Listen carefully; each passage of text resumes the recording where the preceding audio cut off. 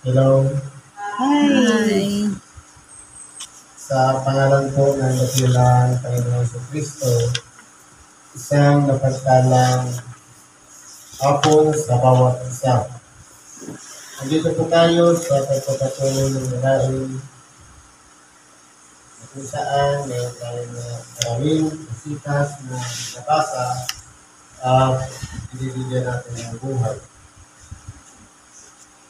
Ang unang kong aralin ay po sa unang sulat ni Apostol Pablo kay Timoteo. Sa Kapitulo 2, versikulo 1 hanggang 8. Sabi po ganito, una-una nga sa lahat ng mga bagay ay iniaaral ko na manaing, manalangin, panagitan at nagpasalamat na patungkol sa lahat ng mga tao. Ngayon po, ito po ay sinulat ni Apostol Pablo kay Timoteo, hindi lang para sa sarili niya. Kundi, kung ito po ay nababasa natin, kasama na rin tayo doon sa sinusulatan niya. Na ang kanyang iniaaral, una sa lahat ng mga bagay, ay kinakailangan natin manahin. Sabi sa equal mag-adranan. Kasi po, ang pagdaig is ito po yung inilalabas natin yung mga salubin natin sa Diyos sa pamamagitan ng mga panalangin o pagsamo na para talagang pinakausap natin ang Diyos. Ang pagdaig ay isang bagay na yung mga nais natin na hindi natin masambit-sambit sa harapan ng mga tao. Pero sa Diyos, open natin masasabi. Sabi pa dito, manalangin. Ang manalangin kasi, may kasama na yung pagpupuri, pagpasalamat, at ganoon din yung panhingi ng gabay. Halos magkaiba po yan. Kasi po ang pagdaig, ito yung mga kinakaharap natin mga problema, kinakaharap natin mga pagsubok. Pero sa pananalangin, halos pagpupuri at pagpapasalamat na. Kaya magkaiba po sila. Ano po po? Mamagitan na sa nakakakilala na sa Diyos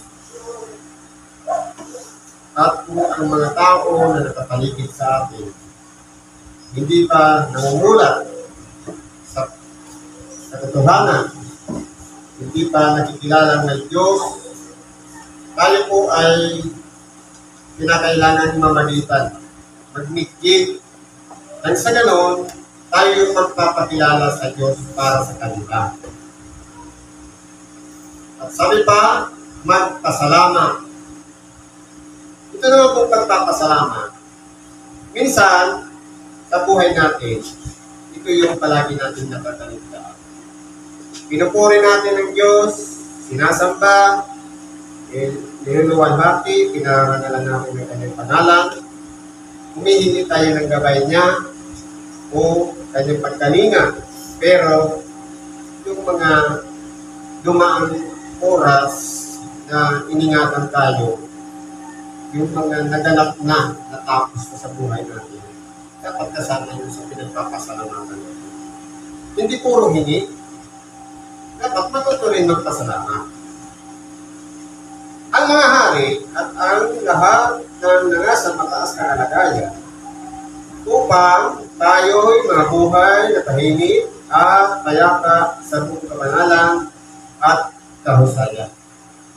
Halimbawa po, sa kalagayan natin sa lipunan, simbahan man, kung saan man, kasama tayo doon sa kinakailangan magsuri ng ating mga sarili upang sa ganun, maramdaman natin yung pagpapala ng Diyos, yung tahimik na pamumuhay na may kabanalan. kinakailangan tayo mismo ang unang-unang mag-practice at gumawa ng ganitong mga bagay na dapat tayo yung kinalulugdan ng Diyos. Ibig sabihin, yung mga nagpapasunod, yung mga nag-guide, mga leader, ito dapat ang unang-unang gumagawa sapagkat kung halimbawa, hindi natin inaantay sa ating sarili, paano natin masasabi na may turo sa ating kapwa ang mga bagay-bagay kung hindi natin alam sa ating sarili na tayo pala ay saliwas din doon sa mga inaaral natin at hindi natin nasusunod ang kalooban ng Diyos. Ngayon, halimbawa, nabubuhay na tayo ng buong kabanalan ng kausayan. Sabi dito, ito'y mabuti at nakalulugod sa paningin ng Diyos. Kaya po, kinakailangan, unang-una, palagi nating titignan na ang lahat ng ating mga ginagawa ay kinalulugdan ng Diyos ang ating tagapagligtas. Hindi lang minsan, kundi kung maaari sana sa lahat ng pagkakataon, kalugdan tayo ng Diyos. Kasi po, kung halimbawa, seasonal lang, kapag may simba lang, parang pilit pa na ginagawa natin maging matuwid sa harapan ng tao, kulang po yun. Sabi nga dito, mabuti at nakalulugod. Kaya yung aral ng Apostol Pablo, first and foremost, una sa lahat ng mga bagay. Kaya, nasa atin po, titingnan natin ang ating sarili kung kasama mo tayo sa mga taong iniaralan niya o natuto na ng mga aral na sinasabi ni Apostol Pablo. Kaya po kung titingnan natin dito, yung salitang kalugdan, kung kinalugdan, napakasarap pakinggan niya, lalong-lalo na mararamdaman natin sa ating sarili. Kasi po, ang presensya ng Diyos sa ating buhay, hindi siya malayo. Parang malapit lang. Kasi po, nararamdaman natin na palagi siyang nandyan. Sa oras ng panalangin, pansinin natin. Ibaga, dumaan yung alas kinakatakutan ng lahat, yung bagyo. Pero yung dinaanan, unexpected. Kumbaga mula sa isip nila na doon dadaan ng bagyo kasi kung tingnan mo ang bagyo palaging pataas. Pero, dahil sa kapangyarihan ng Diyos at sa pagsamot dalangin ng mga tao na pinakinggan ang kanilang dalangin, kaya naramdaman natin na kinalugdan tayo ng Diyos. Kumbaga, iniwas niya yung mga bagay-bagay na dapat tayo yung magtatamasa o dadanas na basta sakripisyo, lalong-lalo na yung hinahampas yung bahay natin ng malagas na bagyo. Pero dahil napakabisa ng pananalangin ng ginagawa natin, hindi mo malayo ang Diyos upang ang ating mga panalangin ay hindi na tinutupol. Kaya ako pinilayok tayo sa kapahamagdaan. Ganyan po yan. Sabi dito, na siyang may ibig na ang lahat ng mga tao ay mga ligtas at mga kaalam ng katotohanan. Kaya po, kung inilalagay palagi natin sa isip natin yung taba, yung tapo, yung pagkabalisa, at hindi natin sinusurrender sa Diyos ang lahat ng ating mga kaibigan sa pagsamo, magiging useless po ang kalagayan natin. Kasi po, dapat yung pananampalataya natin matatag. Halimbawa, inangasahan na pinimiliti tayo at babayagin yung pagkiyo, dapat positive yung isipan natin na kumbaga, yung pinanampalatayahan mo na hindi kadadaanan ng bagyo, mangyayari. Dapat ganun po. Maging matatag. Kasi po, ang mangyari niyan, halimbaga yung aasahan mo, yung balita sa radio, TV, o sa YouTube, o yung pananampalataya. na hindi mangyayari. Malakas ang ating pananalig. Sabi nga, ang pananalig kasi ay isang bagay na inaasahan mo, yun ang mangyayari. Kaya kung titingnan po natin dito, sabi nga, ang pananampalataya ay ang paniniwala at pagtitiwala sa mga bagay na hindi nakikita.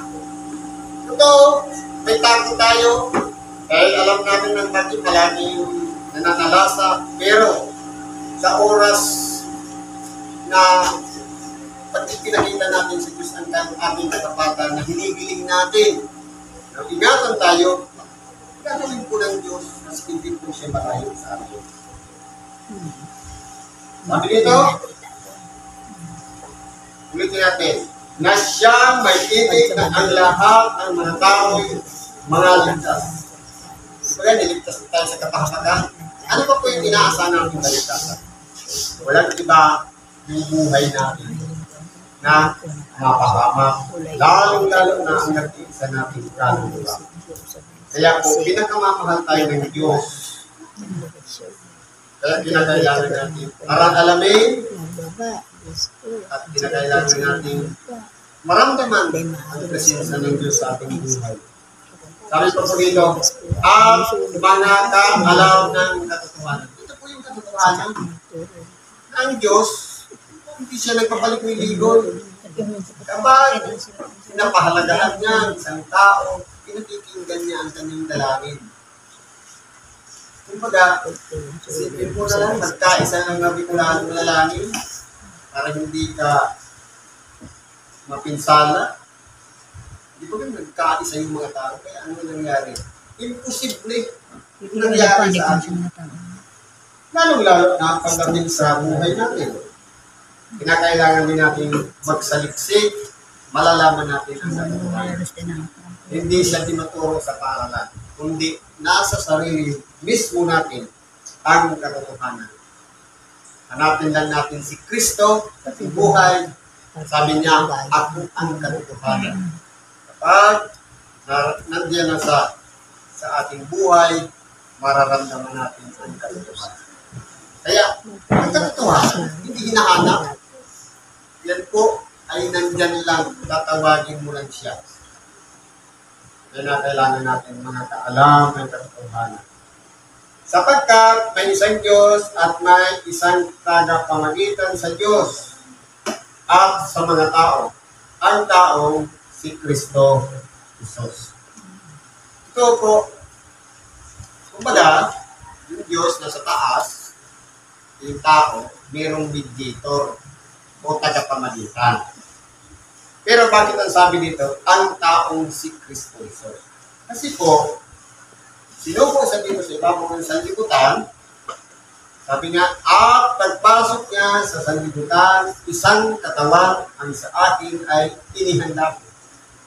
Ito na yung isi-celebrate natin ngayong October.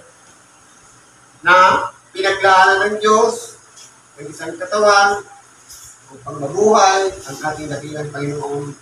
Maranasan niya ang karanasan ng isang tao. Sapagkat sa lahat ng mga nilikha, ang tao ang higit na pinakamamahal ng Diyos.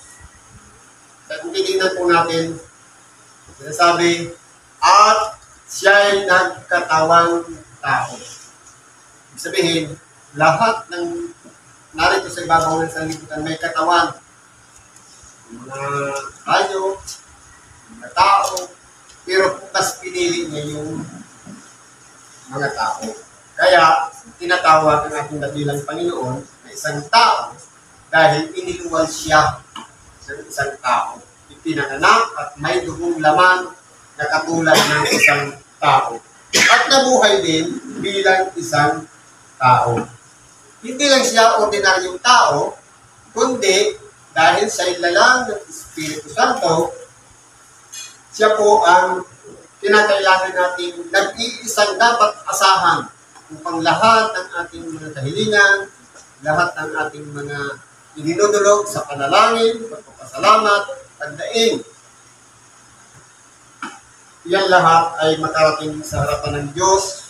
Idadaan palagi natin ang pangalan ng dakilang Panginoon Hesus. Siya po yung tagapamagitan. Kumbaga, siya yung wire na nagpupunit sa Diyos. Tayo yung tagahingin ng pagkalinga sa pamamagitan ng dalangin, pagsamo, kahit sa awitin, ipupunit natin lagi sa word. Walang iba, yun yung ating dakilang Panginoong Hesus Kristo na nabuhay bilang isang tao. Sabi po dito, bilang isang tao, ano pa yung buhay ng ating dakilang Panginoon? Na ibinigay ang kanyang sarili na pangtubos sa lahat. Ibig sabihin, hindi po siya nabuhay lang bilang isang tao na pagkatapos na ipanganak ni Virgin Maria, tapos na. Hindi, dumating sa tamang kapanahunan ng ministeryo niya at nangaraw ng Ebanghelyo, kung baka yung mga aral na nakabis na ng mga tao, itinuwid niya lahat yun. Pero ang buhay na kinabuhay niya, hindi yung buhay na ano yung nakasulat sa mga kautosan ang sinunod niya, kundi yung hula ng mga propeta na magiging buhay niya. Na ang buhay, kung titingnan po natin, dinanas ng ating dakilang Panginoon yung pagbuwis niya ng buhay, yung pag-alay niya ng kanyang sarili. Bilang tubos.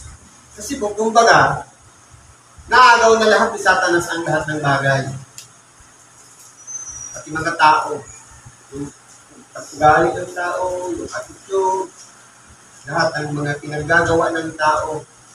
Sabi nga, ang tao naging makasalanan. Walang natuwid, walang kahit isa. Kaya, sa salitang yan na walang matuwid, ang tao, sa madaling salita, sinasabi na lahat tayo ay nangagkakasala. Ibig sabihin, hindi lang makasalanan. Nagkasala na at nangagkakasala pa. At kahit bukas, may gagawin pang kasalanan.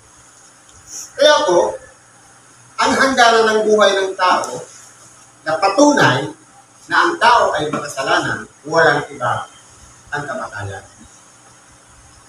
Meron na ba tayong nabalitaan na hindi namatay?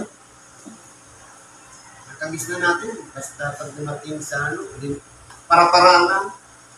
Dinadaan sa aksidente, sa karamdaman, katandaan. Ibig sabihin niyan, kahit gaano pa ang ating pag-iingat, pag-iiwas bilang isang tao, dahil nga sinasabi na walang matuwid, wala kahit isa. Lahat po ng tao ay karanasin ang kamatayan. Dinanas din po yan ng ating dakilang Panginoon Hesus Kristo.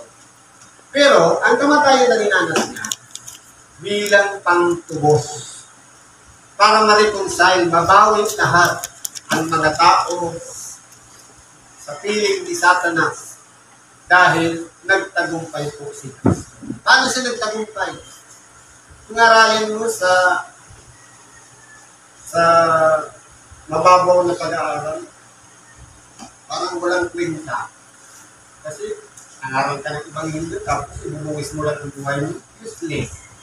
Pero, may purpose po ang Diyos. Ang pinaka-purpose ng Diyos, ang tao, mabawi niya kay Satanas. Si Kristo ang pinaka-unang bunga ng tumanggap ng buhay na walang hanggan. Sa makatuwid, dahil sa pagtatagumpay niya na yan, tayo naman na nagtitiwala sa Kanya ay magtatagumpay din. Bagamat tayo ay mamamatay, pero merong naka-reserve na buhay na walang hanggan. Sa takdang panahon, sa pagbabalik ng ating dakilang Panginoon. Pero iba sa kalagayan ng ating dakilang Panginoon. Kasi 3 days lang. Namatay, after 3 days, nabuhay pag-ulit. Tayo, sa pagbabalik pa ng ating dakilang Panginoon. Kaya, ito po yung napakahalagang bagay na napagtagumpayan ng ating dakilang Panginoon.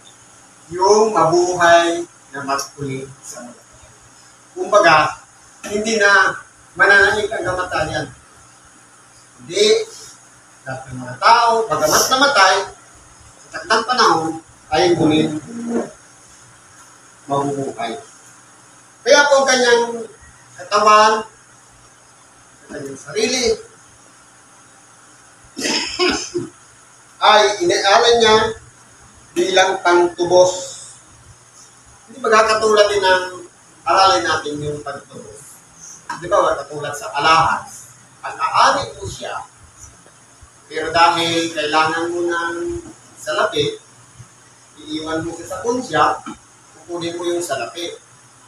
Ngayon, para pag meron ka na ng salapi, pabayaran mo na yun para maibalik sa'yo. Ibig sabihin, para naging kalagayan, ang tao nasa piling ng Diyos kung ang tao ay walang kasalanan.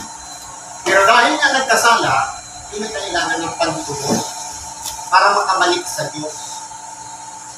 Ano ang pinagkakantubos? Buhay ng nag-iisang anak ng Diyos. Diba ba? Kung titignan mo yung logic na ginawa ng Diyos, dapat ka, hindi maabot o maipaliwanag ng tao.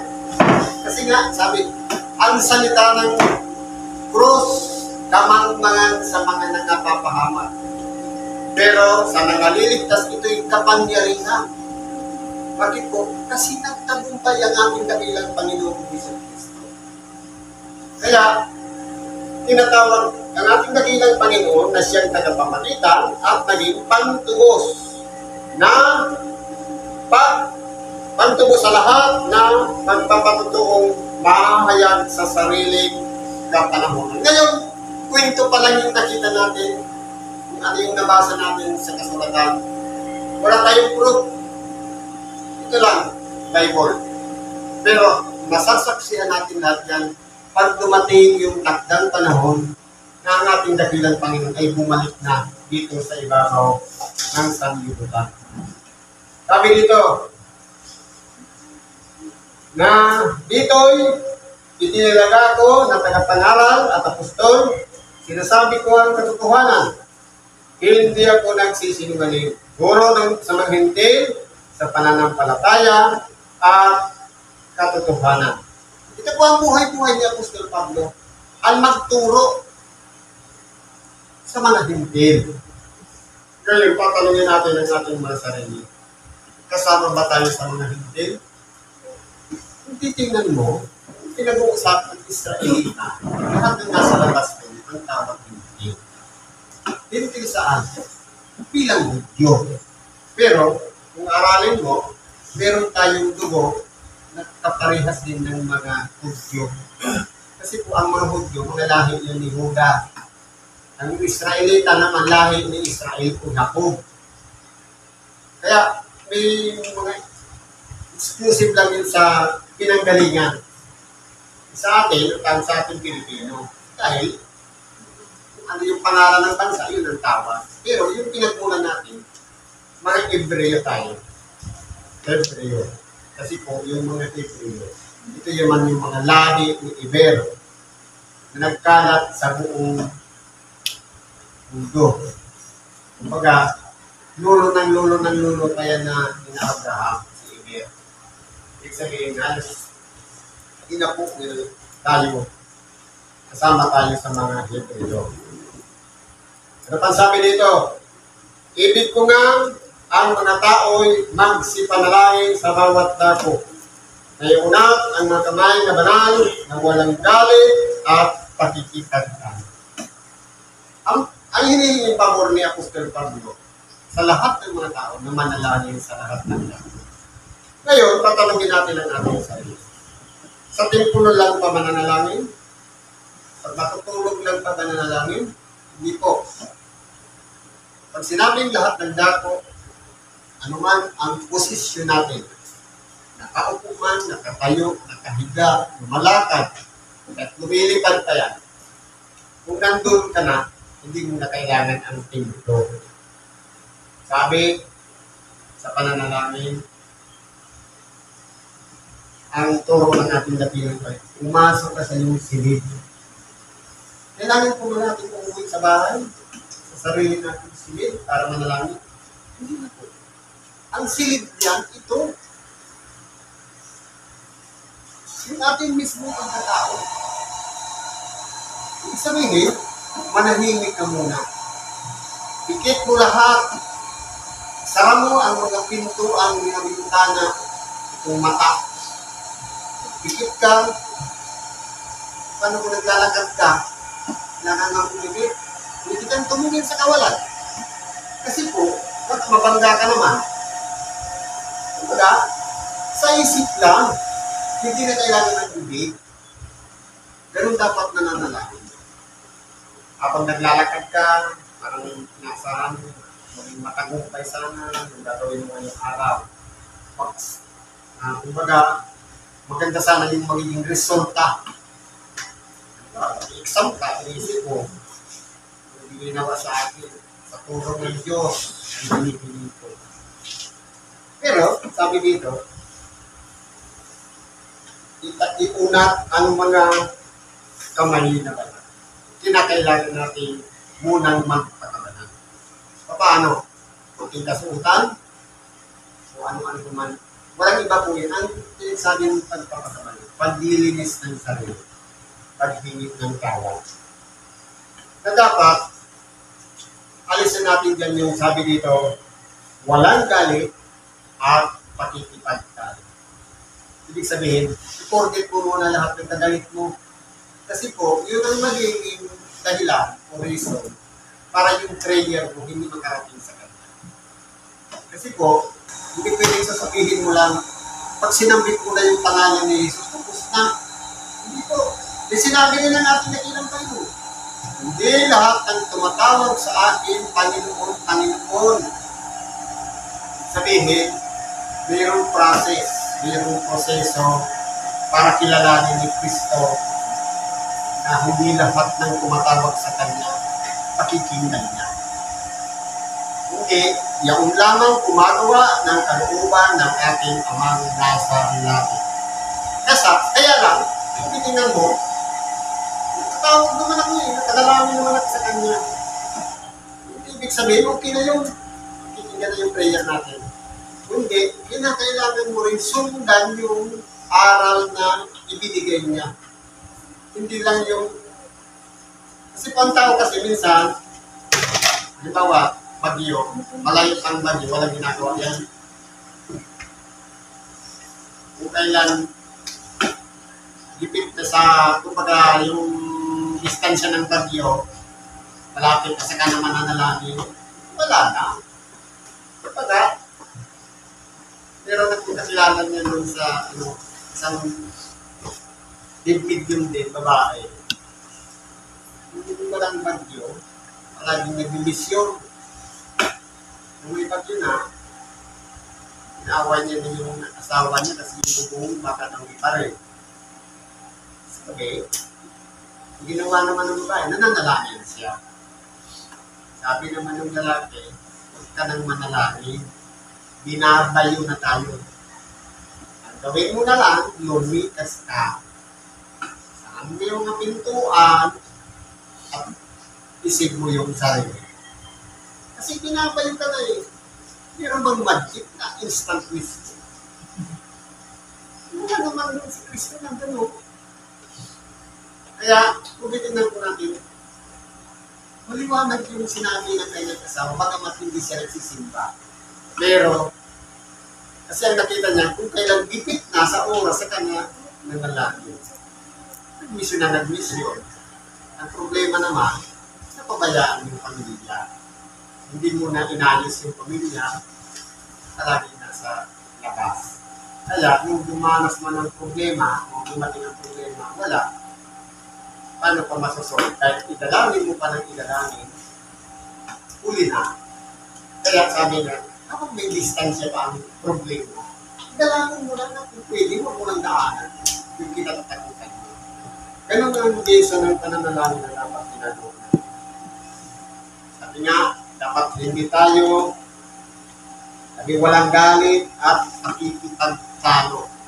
Dapat palagi tayong kalmado, hanggang makinig at hanggang sumunod sa kalooban ng Diyos. Kasi po yung pagkikipagtalo minsan, pride po yung papagalingan yung mga prinsipyo. Siguro po, hanggang dito na lang ating pakikipagi sa oras na ito. Salamat sa Diyos.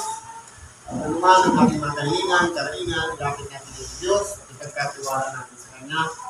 At patamuhin natin ang lahat ng ating kasagutan. Isugulan natin ang ating sarili.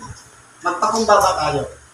At ang Diyos na ang bahala upang baguhin ang ating mga puso, isipan, at sa ganun mabuhay tayo ayon sa kanyang kalooban. Salamat at magpagsalang hapon.